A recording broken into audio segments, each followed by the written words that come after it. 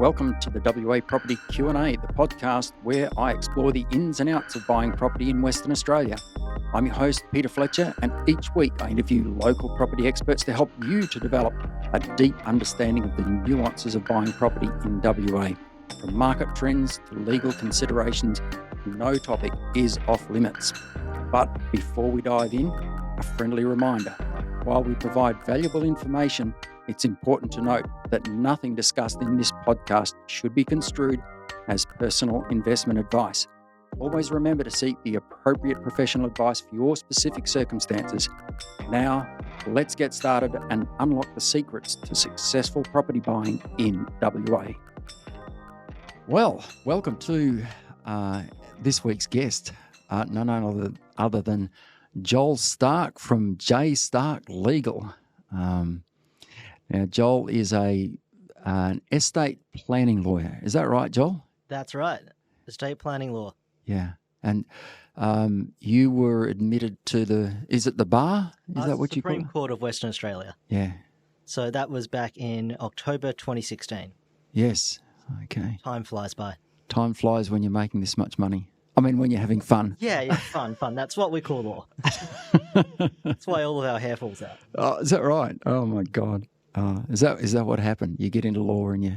Exactly. Yeah. You should have seen the Ashley Martin ads plastered outside our office. Oh, my God. Rightio. Now, Joel, we wanted to talk today about wills, primarily wills and the importance of wills, especially around the home buying and home ownership side of things. Wills and powers of attorney, the different types of powers of attorney. So let's start out, Joel, with a will. Why is it important that people should have one? So your will is the legal document that sets out what happens to your assets after you've passed away. Mm-hmm. But it's actually only just part of what I would call the estate planning process. The estate planning process is looking at everything that you have and how it's structured rather than just where your assets go, because there are certain assets that actually don't even pass directly through your will. So that could always cause an issue if you've drafted a will and all your assets are held in trust structures, superannuation, or jointly owned property. It's not really going to do a whole lot of work for you when you pass away because all those assets are actually passing parallel to your will. Is that right? Okay. So can you give us an example of the sorts of assets that do run outside of a will or parallel to the will, as you call it?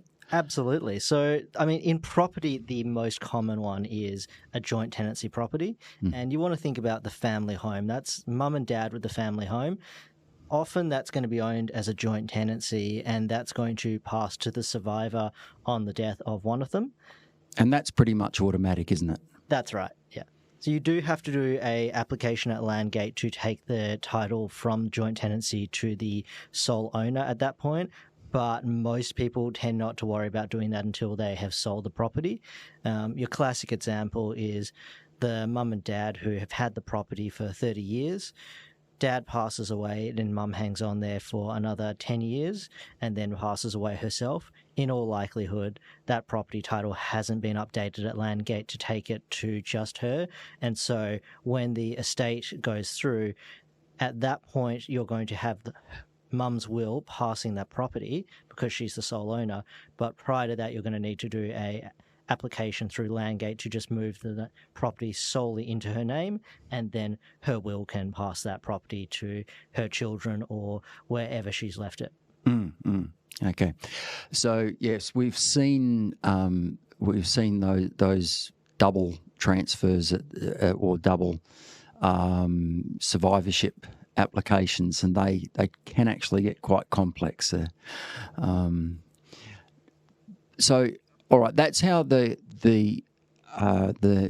standard family home works. So, what are the other examples where that aren't involved in will? Your classic after that is going to be either a trust or superannuation. Mm-hmm. So, if you hold the property in a trust structure, that's going to be determined by who takes control of the trust. You do not own assets in trust. So if I've got a family trust, I'm merely a beneficiary of that family trust rather than the owner of the asset within the family trust. You have to think of it as an asset owned by the trust, not an asset owned by you anymore. That's the whole point of the trust. So you've got to look at what the trust deed says and who takes control of that trust and who are the beneficiaries of the trust. I always make sure whenever clients have a trust to carefully look through it, and it may require an update to the trust deed, so that's known as a deed of variation, to potentially bring other people up to who are going to be the appointers at that point. Now, the appointer is the person who hires and fires the trustee of the trust, essentially. Mm-hmm. And the trustee is the person who makes all the day-to-day decisions on distributions of income and capital from that trust. So the trustee handles all the day-to-day running and who gets what, and they have absolute discretion in a family trust over that for the most part. So if I've got 3 children and I only make one of them the appointer of the trust, and that trust holds a bunch of property, one of my children who's now the appointer might go, you know what? I don't want to share with my siblings. They weren't very nice to me and they never shared with me when I was a child, so I'm going to pay them back really well now. They remove the trustee and appoint themselves, and then suddenly, in their absolute discretion, only they are getting distributions from the trust and not their siblings. And their siblings can't really do much about it. Wow. Okay. And how can that be redressed or sorted out? So you can make all 3 children the appointers at that point, make sure that they're all on an equal footing. You could also include, say, a independent third party, but it really depends on a case-by-case basis and how the family dynamic pans out. There are a myriad of options. Mm-hmm. So the trusts are fairly common when people are buying investment properties. Quite often. It depends what their structure's like, though. So a lot of people like trusts because they think it's going to give them a real leg up in family law proceedings, and they'll often create trust structures they probably don't need or probably won't utilize. So a single person who's buying a lot of property and is holding them in trusts might not be receiving any family law benefit, but they may, if they are using those properties for rentals, be getting an advantage on tax, depending on how it's structured. So it's going to depend on what your purpose with holding the property is, whether you want to hold it within a trust. You've also got to remember that if you take it out of the trust, in all likelihood, you're going to incur taxation. So that could be stamp duty or it could be capital gains tax. So you have to think of those pretty carefully in advance. Now, I'm not an accountant or financial advisor, so I always say, before you put an asset in trust or put this structure in place, please go get the proper accounting or financial planning advice to make sure that you want to do it this way, and then I'll help you do that and tell you all the legal side of it, but make sure you've got your finances all lined up before you do that. So for people buying an investment property, it's essential that they get that accounting and financial planning advice first before they come to you. Is that right? They can always take a breather in between what I'm doing. So they can come to me, find out they probably need to get a little bit of extra advice. Mm-hmm. I can send them to somebody I trust, or they can go and use somebody that they like, and then they can come back and we can finalize it. Or if there's nothing further to be done, that's not a problem. That means that I've done my job and made sure that they haven't essentially put their foot in it and made a mess. So I'm quite happy anytime somebody turns around and says, you know what? Upon the advice, I don't want to do it that way. That means I've done my job. So it sounds like that you and the accountant / financial planner work almost as a team to achieve an outcome that the client is chasing. Absolutely. So the accountant, the financial advisor, and the lawyer are what I would call the triumvirate. We're the 3 people you need in the room. Anytime, particularly when you've got, say, an estate that's ongoing, And I like to think of things like a larger estate where you've got, say, minor children as beneficiaries of that estate, or an ongoing trust situation. You probably want to get your lawyer, accountant, financial planner around a table at least once to work out what your plan as the executor or the trustee of that estate is, and then go forward from there. So you don't have to always be calling myself or whoever the lawyer involved is. It can just be one-time advice and just sort of guidance as to what needs to happen, or it could be just ongoing updates and tinkering around the margins to make sure things are working as intended. So for most people, for people that are buying their family home, a trust would rarely, and they weren't planning, they didn't have an elaborate estate. All of this stuff goes away. It's just like family home, you're done. For the 99% of people, yes. Some people might be very high risk, so lawyers, doctors, accountants. It depends if you're going to get sued. If you're a company owner, you might want to structure yourself differently because you may have a higher likelihood of getting sued by somebody. However, for most people, it's not going to be a problem. Even for most professionals or company owners, it's not going to be a problem owning their own home. It's just going to be an issue of whether that suits their individual needs. Okay, right. So even for people that are buying their family home, if they're in a high risk industry, they might still want to go down that trust path. That's right. Otherwise, often what I've seen happen is if one spouse is, say, hypothetically a CEO of a company and they're doing something innovative and they have a higher risk, and then their spouse might be, say, a teacher. Well, if the spouse owns the property, it's not really a problem. And if something happens in the family law courts, they can still ask for half that property anyway.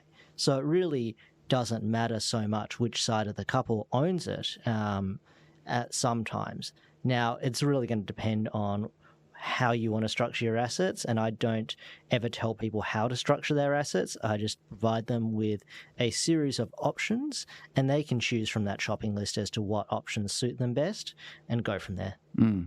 Okay. So that's kind of, I think, trusts.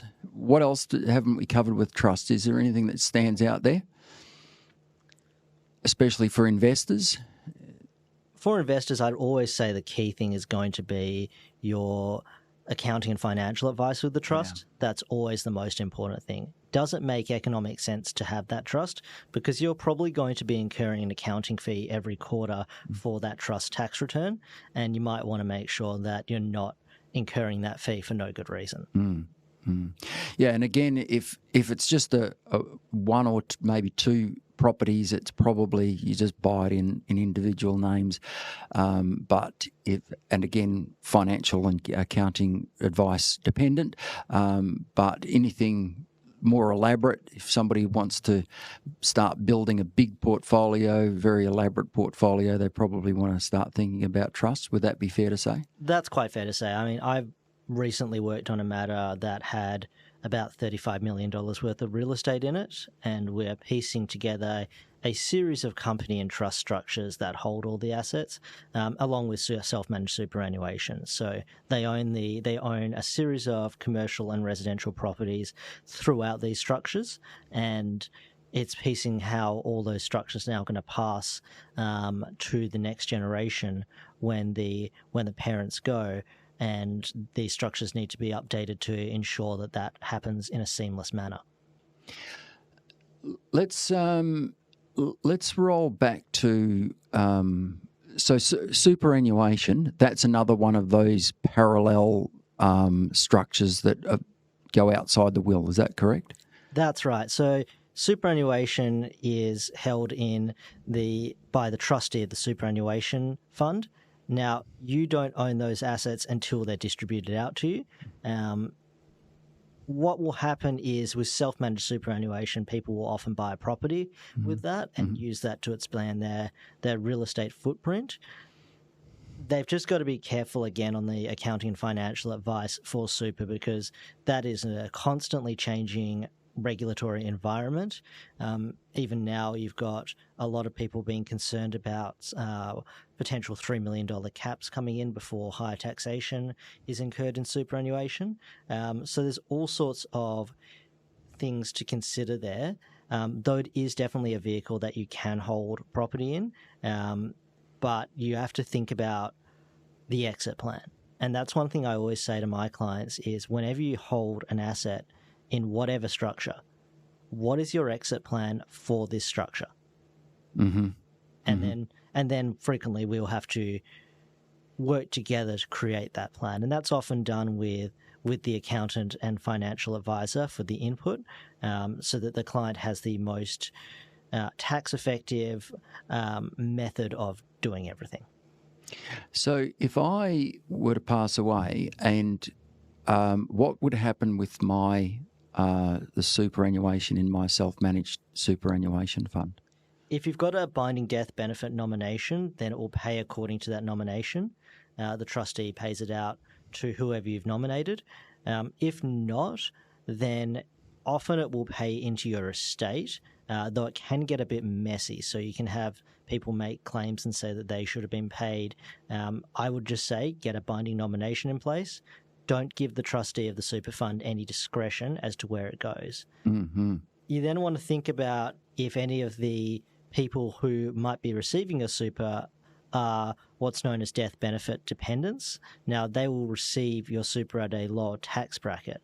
So you want to consider, say, spouses and children who are under certain ages as receiving it. But it's definitely something to have a very close look at, and it can be quite a large topic to dive into. So it really just depends on how people have structured and how much money they have put into that super account.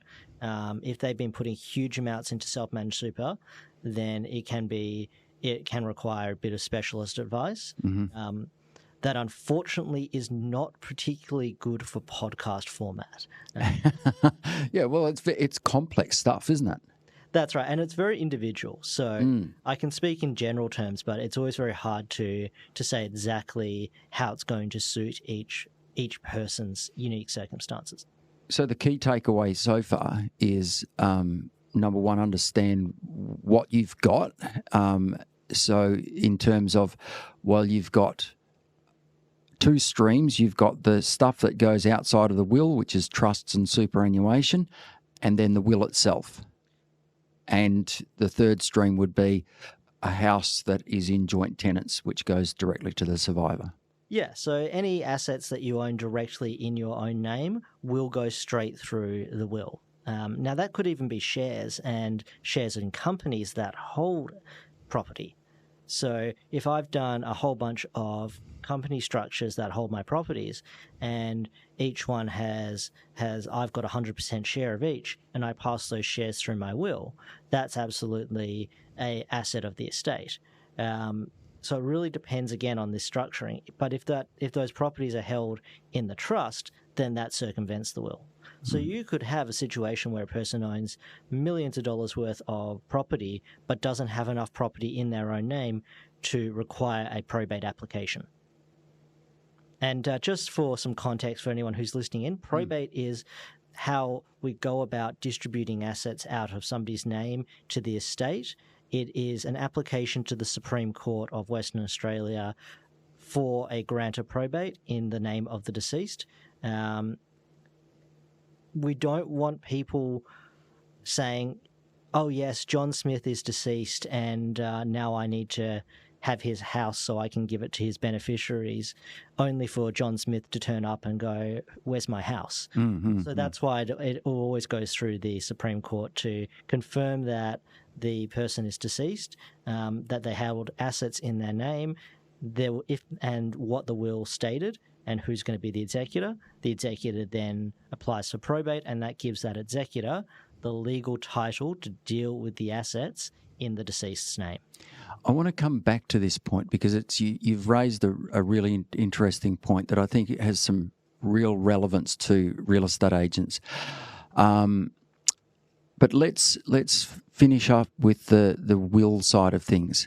So it's important for people to have wills. If you've got what's the threshold of assets? Do you know off the top of your head? I would just say anyone should have a will if they're thinking about buying property. It's always a great moment to get a will. If you've just bought your first house, excellent time to get a will. Mm-hmm. Now, in Australia, about 50% of people have wills. The other 50% don't. If you don't have a will, your assets are distributed out under the Administration Act of your relevant state. Now, in WA, that means that it's going to go in certain percentages to certain people. So at first instance, my spouse would get a certain cash amount. Off the top of my head, I want to say that is $650,000 or $700,000. And then they get 50% of the value of everything else in my estate. The other 50% is split equally with my children. So it used to be that amount was much lower and could cause a lot of grief for people. So you'd have instances where, say, the family home needed to be sold and all sorts of other problems. That's less so now, but that may not be what people want. The Administration Act is a blunt tool to sort of keep things within families, and all the way down to the point where if somebody doesn't have any family, then it would end up in the government's coffers. And goes towards helping good taxpayer things. So you really want to make sure you've got a will to ensure that your assets distribute out in the manner that you want them to, and that the people that you care about are properly looked after, because not having a will causes them a huge amount of grief. Yes. In terms of how to deal with the estate, going back and forth with banks, with superannuation accounts, all sorts of other issues. A lot of this stuff can just be tied up by doing proper estate planning and a will that does not take a particularly great amount of time or expense. And I always say to somebody, if they have just spent $600,000 on a house and they don't have a will, say a $400 or $500 will, then they're really neglecting a very important part of what happens to the most important asset in their life. Because for most of us, the house is going to be our most important asset. And if we do not have a plan for how that distributes out after our passing, I think it's a real problem for families if they haven't done that, particularly if the family doesn't get along. Yeah. Yes, and you pass away without a will, and it is distributed according to your the Administration Act. Suddenly, the asset might be going to someone that you actually don't like anymore. That's right. So I deal with a lot of estates that see children of a beneficiary removed. So children of a client removed. So say if I've got 3 children and I only like 2 of them, one of them's estranged, then I definitely don't want to be benefiting that one that is estranged to me. And if I haven't done a will, they're going to receive part of my estate, and I really may not want that. Now, of course, that's going to be individual. A lot of people, even if they've got an estranged child, still wish to benefit them, but you've got to think about what your beneficiaries either need and who they are, and then plan accordingly. So it's going to be very individual, and that's one thing about estate planning. It's incredibly individual. Yes. Keep going. Oh, my apologies. So when we've got an estate, say if I've got a beneficiary that we wanted to remove from an estate, there's a few ways of doing that, and it's going to depend on the beneficiary. So recently worked on a matter where we had a child who was being removed from the estate due to drug issues and issues involving a series of arrests. The client did not want to benefit them in any way, shape or form. The problem being is that child could bring a claim for benefit under the Family Provision Act. Now, if they do that, the estate's going to be tied up. It's going to take a long time to sort out. It's going to incur significant legal fees, and it's going to mean that anything in the estate is up for grabs. One way around that, and it depends on how people wish to structure, is to use trusts. If the assets are held in the trust and that child you did not wish to benefit is not included or is specifically excluded as a beneficiary of that trust, makes it very hard for that child to extend their family provision claim to the assets within that trust. So you're essentially segregating assets away from that problem child.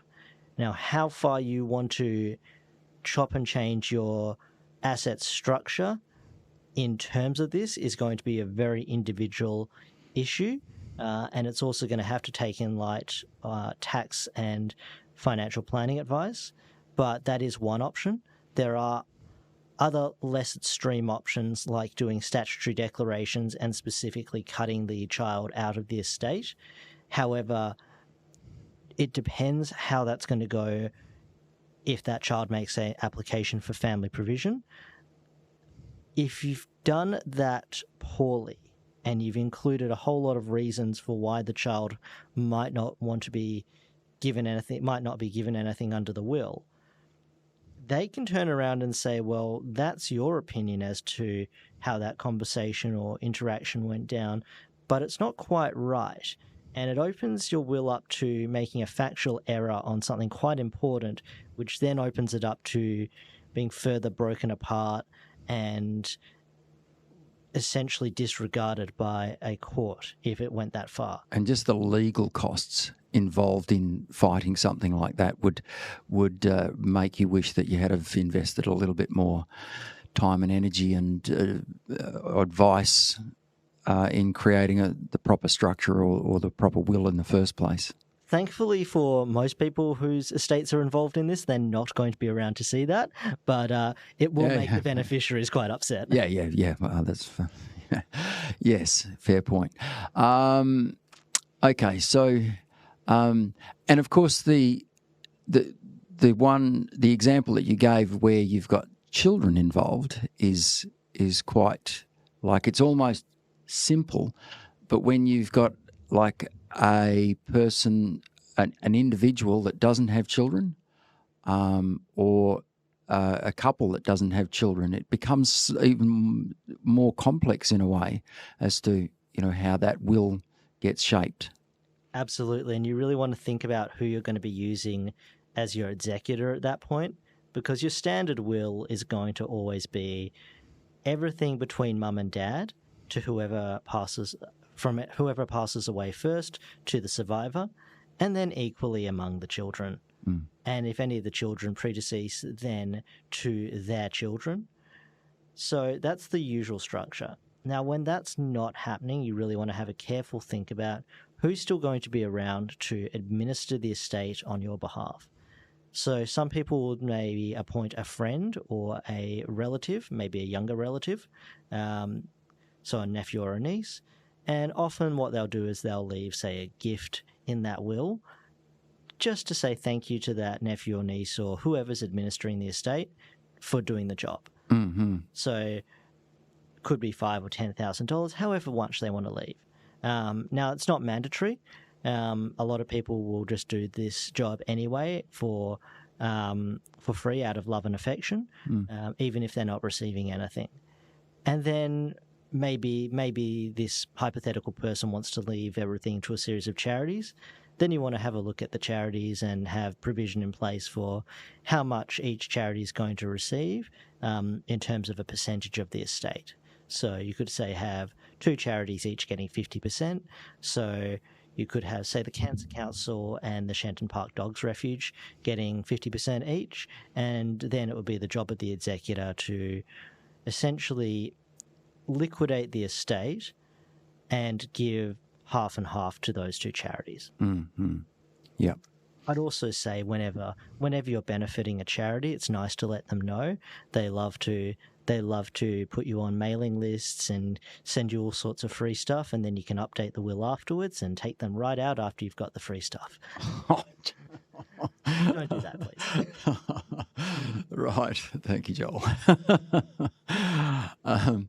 Okay. So what's some of the weird things you see in wills? Have you seen any weird stuff? I see weird stuff in people's estates every day of the week. It's always a new adventure. One of my favourites has got to be somebody left a giant ship's anchor, and I mean a ship's anchor from an old ship of the line.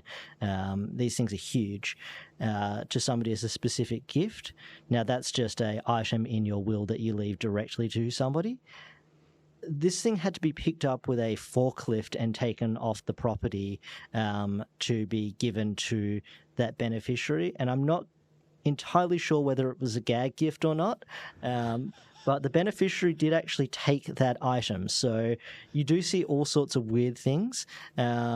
A lot of people will leave various bits of art or other things to people. In my own will, I've left a few little gag gifts to my friends because I don't have, at this point, a spouse to leave anything to. So I've picked on all my friends to leave them silly little things that they probably don't want to receive. Right, yeah, fair enough. Now, I want to roll back to something that is very relevant to real estate agents. So we often see contracts that come through across our desk that are made subject to probate. Now, it is my belief that those contracts are, shall we say, invalid, because whoever signed it to accept the offer does not have the authority to do so, granted to them by the Supreme Court of, is it Western Australia or Australia? It's Western Australia. So, am I correct there? I can't say entirely without being a judge as to each individual matter, but I would caution anyone who is dealing with an estate not to enter any contracts prior to getting a grant of probate, particularly if you say want to get out of being the executor of the estate. You have at that point intermeddled with the estate, and there is no way out. The court will not let you off the hook, and you are stuck in that role. So before you start doing anything on an estate, make sure that you actually want to stick around for the long run. You can easily say no to being an executor. It's not a forced position. You can say, it was very nice of that person to nominate me in their will, but my life circumstances right now don't really mean that I have the time or ability to deal with this, and I'm going to pass on doing that job. Now, you can just do an affidavit to the court, and you're off the hook at that point. However, if you've started entering property transactions on behalf of the estate at that point, you're not going to get off the hook. I'd also be surprised if Landgate even let any applications through, now Landgate being our state titles office. Joel, we see as parts of deceased estates that come through some really shonky wills. Talk to us about the stuff that goes in a bad will, or the reasons why to avoid a bad will. There's no end to how to stuff up a will. Every stuff up is a unique stuff up to that will maker's situation. However, I'd just say that not having a will drafted by a lawyer is in itself a risk. There are those of us in the profession who spend a good chunk, if not entirety, of our careers doing estate planning and will drafting. We carry insurance, and there's a level of expertise that is not just in the drafting of the will, but the advice around the will. A lot of handmade wills will ignore the estate planning process and focus on the asset distribution focus, to the detriment of the estate in a lot of cases. So that could be not realizing that everything you owned was held in a trust, and in fact that trust is now controlled by someone you didn't want to have control it. I've seen some interesting ones where people had forgotten to take their former spouse off the appointer role for the trust, so their former spouse was going to be the key beneficiary of their estate. Ouch. Which raised a few eyebrows. There's all sorts of ways that people can get estate planning wrong. And if you've got a house, it's well worth just making sure that you've got a proper plan in place for how that property is going to transition to your beneficiaries. Speaking to a lawyer is not as expensive as everyone thinks. There's a lot of us who do estate planning law, and for $400 to $500, you can get a single will done with some advice around that looks at your estate. Now, depending on what your structure is, that can go a lot higher. So, say if you needed a testamentary trust will, which is where essentially the best way of summarizing it is you turn your will into a family trust. That runs a little bit higher, but it's going to entirely depend on your circumstances and what level of document review and document generation is required for those circumstances. For most people, it is not overly complex. Joel, to give you an example of something that I think was wrong in a will, we saw one recently where the will stated, I bequeath all my assets to my children, full stop. Now the problem is, well, who were my children? Now you've got these kids that say, well, I'm one and I'm one and I'm one. You know, like there's, well, how many did I, you know, how many children did that person actually have, and who can now therefore claim? Whereas if it had have said to my children, Bob, Jane, Sam, and Jim, okay, well, we all know Bob, Jane, Sam, and Jim are going to get, but you know, we know that Anne can't pop out of the woodwork and make a claim because they weren't specifically mentioned in the will. I do have some bad news for you, Peter. Unfortunately, Anne can still pop out and make a claim even if she's not mentioned in the will. Yeah. She is one of the class of people who can make a claim under the Family Provision Act.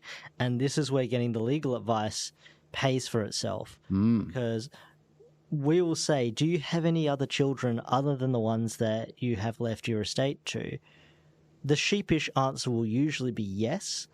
And then we will come up with a plan for Anne to make sure that the estate is protected as best as we can from any potential claim by her, and go from there.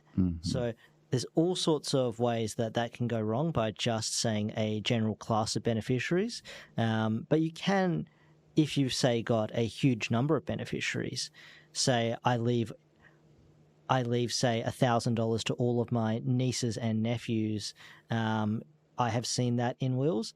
Now, personally, I don't love that drafting, but if you've got a defined category of people and you put proper limitations around it, so you say living at the date of my death or things like that, and really make sure you've honed in on that category, you can do an undefined category of people, or a unnamed category of people, as long as you define exactly who's in that category. So if I know that it's going to be all of my grandchildren who are living at the date of my death, and it's really unfortunate for those ones who weren't quite yet born, but sucks to be them, and every one of them is getting $1,000, that's pretty easy to do. I don't need to name 30 grandkids in the will. I can just say it's these are the people who are each getting $1,000. Okay. So testamentary trusts, you mentioned off air that these are complex beasts. Can you just give us a bit of a sketch of a testamentary trust? The simplest way of describing a testamentary trust is you've turned your will from being a standard will where everything goes out of your name and straight into the names of your beneficiaries into a family trust where everything goes into the trust for the beneficiary and then is held in that trust. It doesn't exit that trust immediately. The beneficiary may decide they don't want to use the trust, and then it becomes an asset that's in their name. But essentially, you've created a small family trust for those beneficiaries. That's probably the easiest way of summarizing a testamentary trust, but they are complex and there is more to them than that. They've got a series of tax and asset protection advantages. I tend not to try and overstate the asset protection advantages, particularly in terms of family law. The family law courts have the ability to look through a lot of trusts, and testamentary trusts suffer at the hands of the family law court quite often. But they do have taxation advantages, particularly, say, if I'm a beneficiary of a testamentary trust and my children are also beneficiaries under my trust. I might want to, say, distribute out assets from that trust every year, say, income, to my children. And depending on the tax advice, you may be able to distribute money out at a lower tax threshold than you yourself would have otherwise had to pay for that money. And so there can be some pretty serious tax advantages in doing that. Mm-hmm. Okay. So testamentary trust would mainly be used for complex estates that, are quite big? Not really. You could actually, you should be having about anywhere from about $500,000, even $250,000 in a testamentary trust could be well worth it, depending on what you're doing with the assets that are in that trust. Mm-hmm. You may also want to be using the testamentary trust because of different things going on in those beneficiaries' lives. They may be a high-risk beneficiary for being sued, say a company owner, or they may require something that's more akin to a protective trust, where, say, if they've got dependency issues but you still want to benefit them, you want to make sure that that money doesn't flow directly to their hands where it might be misused, and it's held within the trust. Of course, beneficiaries can always challenge this structure, and a lot of the time the court's attitude is going to be that money can now come out of that trust and go straight to that beneficiary. But it's going to, again, always depend on the circumstances. And it's part of the problem of legal podcast updates. Unless I've got a specific scenario in front of me, I can't give a very good indicator of exactly how it's going to pan out. I can only talk in some pretty general areas. Yeah. Okay, so to wrap things up, key thing is, if you're going to be buying property, if you're going to be buying any sort of large, decent parcels of shares, if you've got, any sort of assets to your name, get a will. Even if you don't have significant assets to your name, it doesn't hurt to get a will in place, particularly if you're earning decent money. Suddenly you'll find that a few years have gone by, you haven't thought about it, and you might have purchased a house by that point without really giving too much consideration to what happens to it afterwards, after you pass away. You might also want to have a look at superannuation and life insurance policies, where they pay out to. That's going to be probably one of the bigger pools of assets for younger people, particularly younger people entering the property market. If you've got a superannuation binding nomination in place, that's going to save you a lot of grief, or save your family a lot of grief. Often you might have a situation where a person doesn't have a huge amount of assets to their name directly, but they've got things that they're entitled to. So life insurance payouts, things like that. And where that ends up, it's going to be important to plan for, and you can only plan for that yourself whilst you're alive, so you should take advantage of that time to do so. Good. Joel, this has been very interesting. It's shall I say a dry subject, but an important one. It's something that people should not ignore. I do try to make my client meetings a little bit more jovial, seeing as we're talking about a rather depressing topic, and I have had people cry with sadness about the idea of passing away, only to come out of my office laughing at the relief of the process. I tend to liken it to lifting the world from Atlas's shoulders. It's taking that load off and going, this is what happens, making a plan for it. And there's no need to stress about these things. Mm-hmm. They can all be handled in a relatively simple manner, and then you can go on living your life without having to worry about what happens to the assets that you can't bring with you after you pass away. And knowing that you've provided certainty for your family and made sure that you've looked after everyone appropriately. Joel, for those people that want to engage with you, that want to talk further, take it further from here, how would they get hold of you? They're always welcome to give me a call. I love having a chat to people. I say on my website, there's no charge to chat, and that's true. Anyone can give me a call if they've got a question. I'll answer it to my best of my ability. And then if they want to engage my services, then I'm very happy to meet with them. They can come to my office or I can travel out to them, depending on what the arrangements are, and we can go from there. And your number is? So you can call me on 0422 449 100, or you can leave a message for me through my website, and that's www.jstarkelegal, and that's Stark with an E on the end. And there's a little form on there to leave a query. Yeah, cool. Joel, this has been fantastic. Thank you so much for your time. And until next week, this has been Peter Fletcher for the WA Property Q&A podcast. And that wraps up another episode of the WA Property Q&A. We hope you found our discussion valuable and gained some valuable insights into the world of property buying in Western Australia. Remember, while we strive to provide useful information, it's crucial to consult with the appropriate professionals before making any investment decisions. Don't forget to tune in next week for another exciting episode where we continue to unravel the mysteries of the WA property market. If you have any questions or topic suggestions, feel free to reach out to us. Until then, happy property hunting, and remember to seek the right advice for your personal circumstances. Thank you for listening.